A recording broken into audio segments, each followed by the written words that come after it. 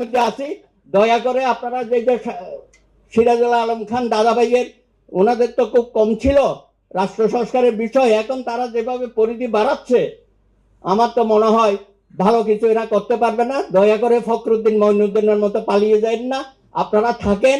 খুব দ্রুততম সময়ে 2025 সনের মধ্যে নির্বাচনে রোডম্যাপ ঘোষণা করে